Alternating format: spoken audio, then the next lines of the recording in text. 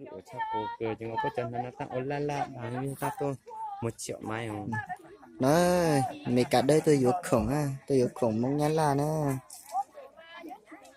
trong cơ bởi khổng nó tan thò xí thế nó tan thò nó mày cả đây vừa nè mày cả đây nó bé mày cả đây vừa nè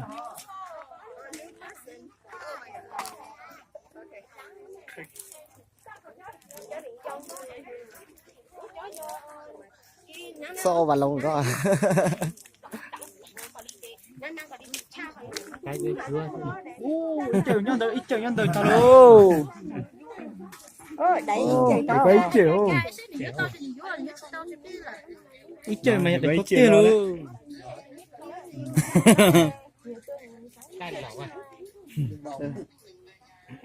mày cả đây vừa lo cô cho em có ít chừng sao chị có để cái chị lấy chú hầu sao nó bây giờ tôi nghe sao chứ hả đi học vừa đã đắng rồi rồi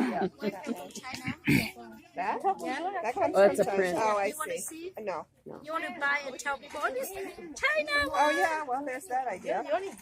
You can say, no, China because the coffee. Yeah. The ôi China nhà lúc đã đắng very, very cheap and now people lazy to do. Yeah. Clean. Wow.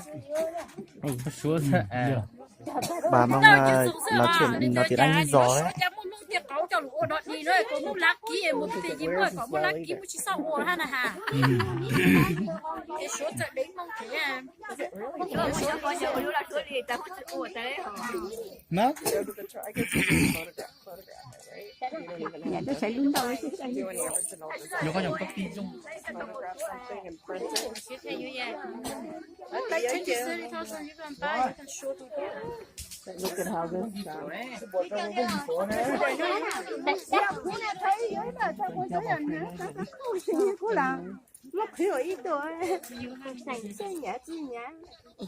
I don't know.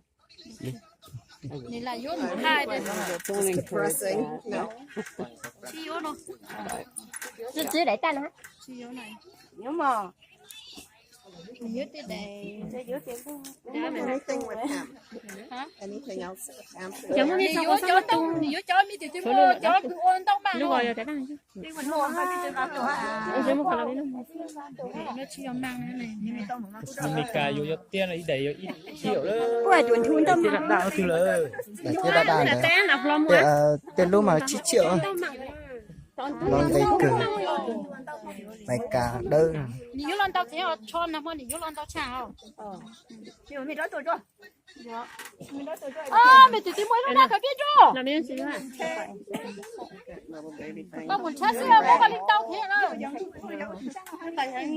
à lúc qua biết nhớ tôi tại đó nguyên tao được của đà đằng Okay, we got help. nguyên tao được của đằng đi giờ chúng ta được của em lúc có thể lấy chị vô là học sinh viên chua này hai gia nhớ tiền chút chút nè ở đây nè còn nước đằng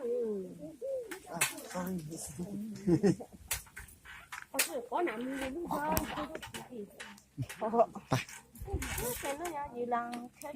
ô mình cài vô tiền tươi trong cái cơ đó mình nói sử dụng khứ cho mua mày cả mà long dây nó tiền đẩy nó 9 triệu rồi.